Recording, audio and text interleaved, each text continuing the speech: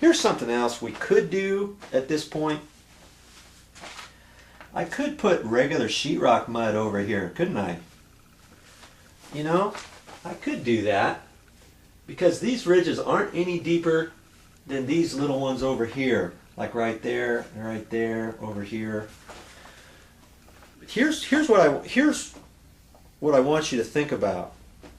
The deeper the ridge, if I just put one coat of sheetrock mud over there, I'm hoping that once it dries and cures, it's not going to sink in so much that I'm going to see any little bits after that, because I don't want to put one coat of sheetrock mud and then sand it tomorrow and then find out, oh shoot, there's still some indentations and I wanted to paint it. What do you suppose I'd have to do if I wanted to make it perfect? I'd then have to put another tight skim coat of sheetrock mud over that, let that dry, sand that 3 or 4 hours later before I could paint, you know? So you've got to ask yourself a few different questions. Do you think your one coat of sheetrock mud is going to cover that? And as I'm talking about it, thinking about it, I'm going to put another tight little layer of quickset over this. I'm going to be able to get this a lot smoother now because there's hardly any that I'm going to have to put on there. And since I have it out, I think I'm going to do that over here too. That way I can get these ridges here, I can get that filled up, these little dots filled up, this little edge filled up, maybe that right there too. And then what I'll end up doing is, see, there's a few little indentations right there on the wall too. Right down here. Might as well fill those up with quickset too when I have it out, because see, even though these are small, I could fill those up with regular sheetrock mud, but I'm telling you, if you just put one coat of sheetrock mud on there, you'll think it's perfect, but then once it dries, it will indentate right there and right there. Now granted, this is down low on a wall, it's not up at eye level or anything like that, and you could probably live with it, you know?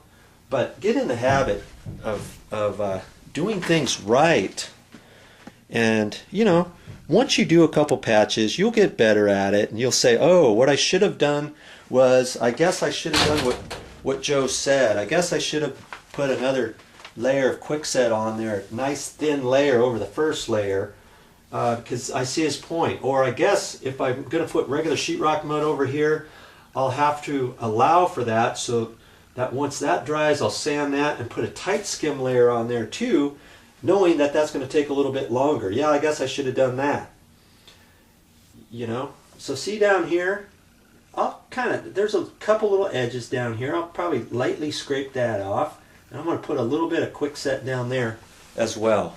Now, if you had a job where you're repainting your entire room, let's say, you got a lot of dings like this all over the place, you could do it with quickset, the first coat, and then put 2 coats of regular sheetrock mud. Put the first coat on there after that, and then do a tight skim after that. You could do that, you know, if you know you're not going to paint the very next day or something like that. Do a good job with your patches, because you want those to blend in nice when you get done. That's what this is all about. Learning how to do patches is a good thing.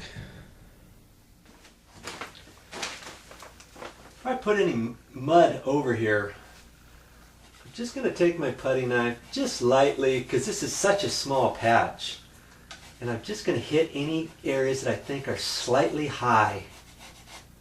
Not a whole lot, just down there. Because if I put more quickset on and I bridge over the top of there, then I'm going to get a little hump in there, right? I don't really want that. I don't have to scrape any more because this goes right over the top. So I know that's all I need to do there. Now I'm going to check my bottom patch there too and get ready to put some more quickset on there.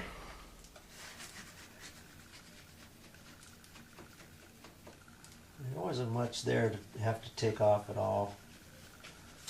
It doesn't take long.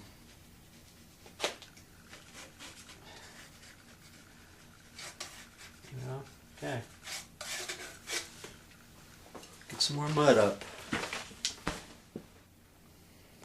Now, do I have to sand this in between coats of quickset on here? No, I don't. This is all ready to go. Because I know it's all nice and smooth around the edge there. If you had a high edge there, you could take your putty knife and kind of clean it up, kind of like I did down there. But you don't want to sand too much for right now.